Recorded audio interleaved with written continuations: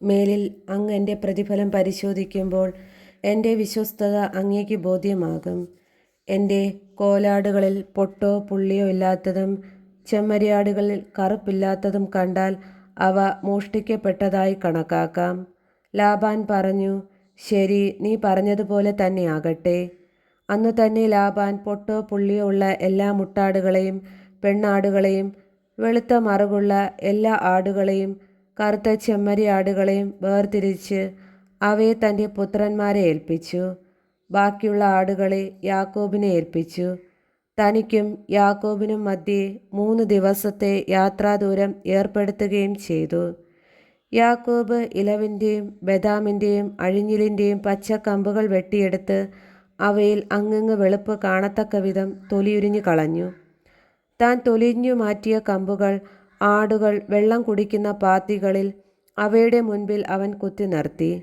വെള്ളം കുടിക്കാൻ വരുമ്പോഴാണ് അവ ഇണചേരാറുള്ളത്. ആടുകൾ ഈ കമ്പുകളുടെ മുൻപിൽ ഇണചേർന്നു.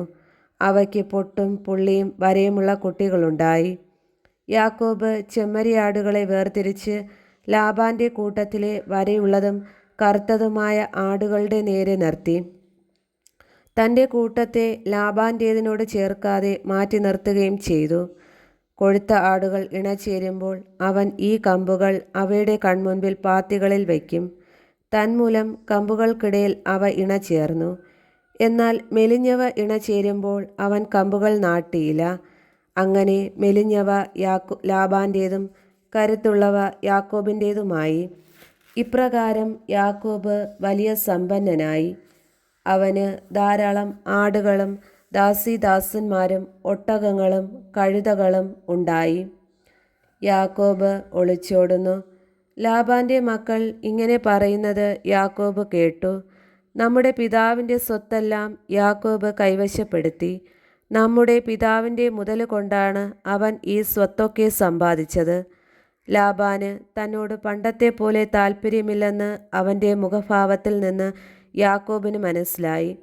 കർത്താവ് യാക്കോബിനോട് അരുളി ചെയ്തു, നിന്റെ പിതാക്കന്മാരുടെയും ചാർച്ചക്കാരുടെയും നാട്ടിലേക്ക് തിരിച്ചു പോവുക. ഞാൻ നിന്നോടുകൂടെ ഉണ്ടായിരിക്കും. യാക്കോബ് റാഹേലിനെയും ലേയായെയും താൻ ആട് മേയ്ച്ചിരുന്ന വയലിലേക്ക് വിളിപ്പിച്ചു. അവൻ അവരോട് പറഞ്ഞു, മുൻപത്തെ പോലെയല്ല നിങ്ങളുടെ പിതാവിന് എന്നോടുള്ള മനോഭാവം. എന്നാൽ എൻ്റെ പിതാവിൻ്റെ ദൈവം എൻ്റെ കൂടെ ഉണ്ടായിരുന്നു. എൻ്റെ കഴിവ് മുഴുവൻ ഉപയോഗിച്ച് നിങ്ങളുടെ പിതാവിന് വേണ്ടി ഞാൻ പണിയെടുത്തിട്ടുണ്ടെന്ന് നിങ്ങൾക്കറിയാമല്ലോ. എന്നിട്ടും നിങ്ങളുടെ പിതാവ് എന്നെ ചതിക്കുകയും 10 തവണ എൻ്റെ കൂലിയിൽ മാറ്റം വരുത്തുകയും ചെയ്തു. പക്ഷേ എന്നെ ദ്രോഹിക്കാൻ ദൈവം അവനെ അനുവദിച്ചില്ല.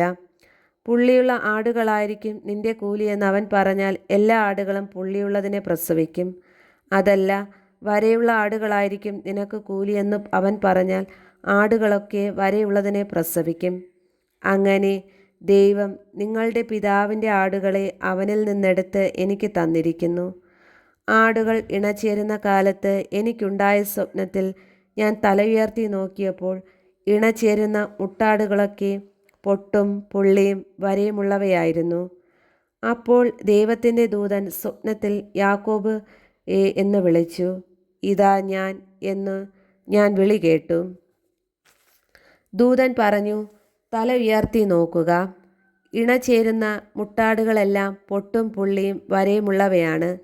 ലാബാൻ നിന്നോട് ചെയ്തതൊക്കെ ഞാൻ കാണുന്നുണ്ട്. നീ കൽത്തൂണിന് അഭിഷേകം ചെയ്യുകയും വ്രതമെടുക്കുകയും ചെയ്ത സ്ഥലമായ ബേഥേലിലെ ദൈവമാണ് ഞാൻ. എഴുന്നേറ്റ് ഇവിടം വിട്ട് നിന്റെ ചാർച്ചക്കാരുടെ നാട്ടിലേക്ക് തിരിച്ചു പോവുക. റാഹേലും ലേയായും പറഞ്ഞു, നമ്മുടെ പിതാവിൻ്റെ വീട്ടിൽ നമുക്കെന്തെങ്കിലും ഓഹരികളോ അവകാശമോ ഉണ്ടോ? നമ്മളെ അന്യരായിട്ടല്ലേ അവൻ കരുതുന്നത്.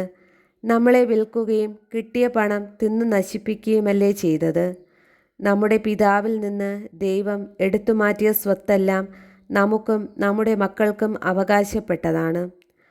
അതിനാൽ ദൈവം അങ്ങയോട് കൽപ്പിച്ചത് ചെയ്യുക. യാക്കോബ് മക്കളെയും ഭാര്യമാരെയും ഒട്ടകപ്പുറത്ത് കയറ്റി.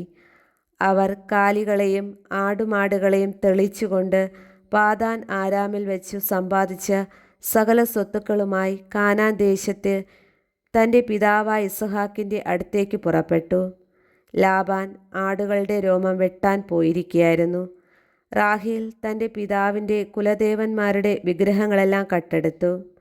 അരമായനായ ലാബാനെ യാക്കോബ് കബളിപ്പിച്ചു സ്ഥലം വിട്ടു പോകാൻ ഉദ്ദേശിക്കുന്ന കാര്യം അവനെ അറിയിച്ചില്ല. തനിക്കുള്ളതെല്ലാം എടുത്തുകൊണ്ടാണ് അവൻ സ്ഥലം വിട്ടത്. അവൻ നദി കടന്ന് മലമ്പ്രദേശമായ ഗിലെയാദിന് നേരെ തിരിഞ്ഞു. ലാബാൻ പിന്തുടരുന്നു. യാക്കോബ് പോയ കാര്യം 3-ാം ദിവസമാണ് ലാബാൻ അറിഞ്ഞത്. തൻ്റെ സഹോദരന്മാരെയും കൂട്ടി ലാബാൻ 7 ദിവസം യാക്കോബിനെ പിന്തുടർന്ന് മലമ്പ്രദേശമായ ഗിലെയാദിൽ വെച്ച് അവൻ്റെ അടുക്കൽ എത്തിച്ചേർന്നു. എന്നാൽ ദൈവം രാത്രി ഒരു സ്വപ്നത്തിൽ പ്രത്യക്ഷപ്പെട്ട് അരമായനായ ലാബാനോട് പറഞ്ഞു, നല്ലതോ ചീത്തയോ ആയ ഒരു വാക്കുപോലും യാക്കോബിനോട് പറയാതിരിക്കാൻ സൂക്ഷിച്ചു കൊള്ളുക. യാക്കോബ് മലമ്പ്രദേശത്ത് കൂടാരമടിച്ചിരിക്കെ ലാബാൻ അവൻ്റെ മുൻപിൽ കടന്നു. തൻ്റെ ചാർച്ചക്കാരുമൊത്ത് ലാബാനും ഗിലെയാദിലെ മലമ്പ്രദേശത്ത് കൂടാരമടിച്ചു. ലാബാൻ യാക്കോബിനോട് ചോദിച്ചു, നീ എന്താണ് ഈ ചെയ്തത്? എന്നെ കബളിപ്പിച്ച് വാളാൽ നേടിയ തടവുകാരെ പോലെ എൻ്റെ പെൺമക്കളെ കൊണ്ടുപോകുന്നതെന്തുകൊണ്ട്? എന്നെ കബളിപ്പിച്ച് എന്നോട് പറയാതെ ഒളിച്ചോടിയതെന്തിനാണ്? ഞാൻ ആഹ്ലാദത്തോടെ പാട്ടുപാടി കിന്നരവും വീണയും വായിച്ച് നിങ്ങളെ യാത്രയാക്കുമായിരുന്നല്ലോ. എനിക്ക് എൻ്റെ പുത്രന്മാരെയും പുത്രിമാരെയും ചുംബിക്കുന്നതിന് അവസരം തരാത്തതെന്ത്? നീ ബുദ്ധിശൂന്യമായിട്ടാണ് പ്രവർത്തിച്ചത്. നിന്നെ ഉപദ്രവിക്കാൻ എനിക്ക് കഴിയും. എന്നാൽ നല്ലതോ ചീത്തയോ ആയി യാതൊന്നും യാക്കോബിനോട് പറയാതിരിക്കാൻ സൂക്ഷിക്കുക എന്ന് നിങ്ങളുടെ പിതാവിൻ്റെ ദൈവം കഴിഞ്ഞ രാത്രി എന്നോട് പറഞ്ഞു. പിതാവിൻ്റെ വീട്ടിലെത്താനുള്ള തീവ്രമായ ആഗ്രഹം കൊണ്ടാണ് നീ പോന്നതെങ്കിൽ എൻ്റെ കുലദേവന്മാരെ കട്ടെടുത്തതെന്തിന്? യാക്കോബ് ലാബാനോട് പറഞ്ഞു, അങ്ങയുടെ പുത്രിമാരെ അങ്ങ് ബലം പ്രയോഗിച്ച് എന്നിൽ നിന്ന് പിടിച്ചെടുക്കുമെന്ന് ഞാൻ ഭയപ്പെട്ടു. അങ്ങയുടെ ദേവന്മാർ ആരുടെ കയ്യിൽ കാണുന്നുവോ അയാൾ മരിക്കട്ടെ. അങ്ങയുടേത് എന്തെങ്കിലും എൻ്റെ കൈവശമുണ്ടെങ്കിൽ നമ്മുടെ സഹോദരങ്ങളെ സാക്ഷി നിർത്തി തിരിച്ചെടുത്തു കൊള്ളുക. റാഹേൽ ദേവന്മാരെ മോഷ്ടിച്ച വിവരം യാക്കോബിന് അറിഞ്ഞിരുന്നില്ല.